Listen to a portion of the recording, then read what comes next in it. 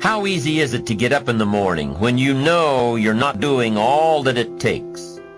It's not very easy at all. You can just lay there awake thinking, oh, what's a few more minutes in bed? It won't matter much anyway. Wrong. It does matter. It will matter. Now, how easy is it to get up in the morning when you're pouring it on, doing the best you can, anxious to get going, make progress toward your dreams? It's a whole different story. When you're resting to renew your reserves, it's much different than resting to avoid your day. When you're psyched up and excited for your life, when you're excited for what you've planned to accomplish for the day, it's amazing. You'll wake up before the alarm clock even tries to startle you awake. Your successes fuel your ambition. Your successes give you extra energy. Your successes pave the way for more successes. It's the snowball effect. With one success, you're excited to meet another, and another, and another. And pretty soon, the disciplines that were so difficult in the beginning, the disciplines that got you going, are now part of your philosophy. How do you know when you're successful? Do you have to be a millionaire? No. All we ask of you is that you earn all you possibly can. If you earn $10,000 a year and that's the best you can do, that's enough. God and everything else will see to it that you're okay. The key is to just do the best you can. If it's $10,000 a year, wonderful. If it's $100,000 a year, wonderful.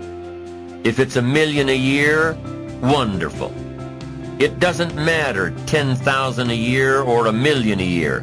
It doesn't matter as long as you've done the best you possibly can. Earn the most you possibly can. Be the most you possibly can. And here's why. The essence of life is growth. The essence of life is growth, to do the best you can.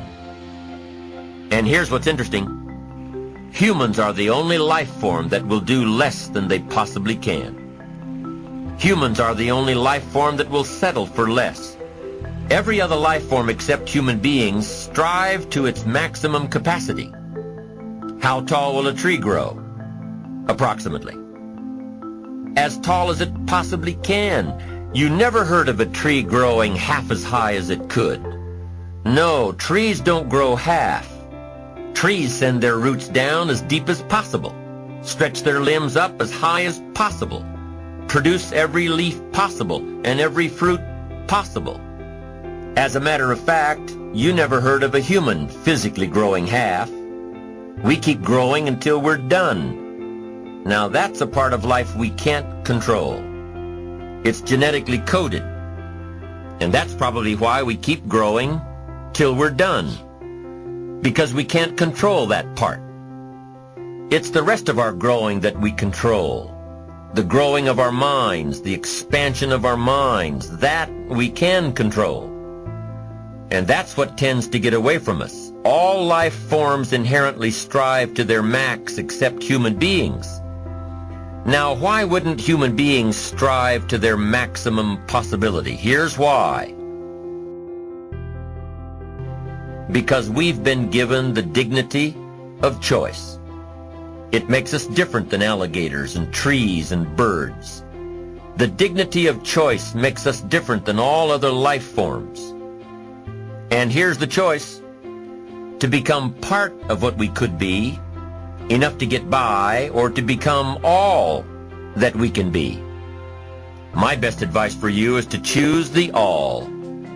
Earn all you can, make all the friends you can, read as many books as you can, develop as many skills as you can, see as much as possible, do as much as possible, make as much fortune as possible, give as much of it away as possible. The max. There's no life like it. I'm telling you, once I got on track, I've never looked back. Pick up the challenge. Go for it. Take the best of the two easies. Take the route of it's easy to get ahead. It's easy to do all you can. It's easy to succeed. It's easy to have financial freedom. The more you do, the more you get. So the two primary benefits of positive reinforcement are, number one, to build good habits, and number two, to create more energy to fuel your ambitions, your desires, your achievements. How can you isolate what's working for you and what isn't? How can you make sure that you are reinforcing your positive disciplines? Well, if it isn't apparent, easy to see right away, if what you're doing is happening in such small increments that you're not sure if you're on track, then you need to be writing it down. You need to keep a journal anyway. But if you really aren't sure that what you're doing is making measurable progress, you need to keep a written record. You need to write down everything that may be relevant in your day. What you did, who you saw, what you felt, how it may or may not affect you now and in the future.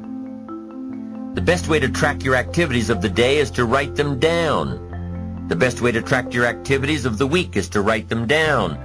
The best way to analyze your progress through the year is to have written it down. Why? So you can look back on it. Because by keeping a written record of your life, you will be more accountable. By putting into writing the action steps that you have planned, you will easily see what works and what doesn't. Most people just try to get through the day, never writing anything down, never keeping track of their progress along the way, never really knowing if they are doing all they can to reach their goals, to drive their ambition. But gifted people learn to get from the day. They don't let a day end without picking up some valuable experience, some emotional content, some idea that may positively affect their future. To get the most from a day, to learn the most from a day, you need to be able to reflect on the day. And how can you reflect on a day unless you record it in history?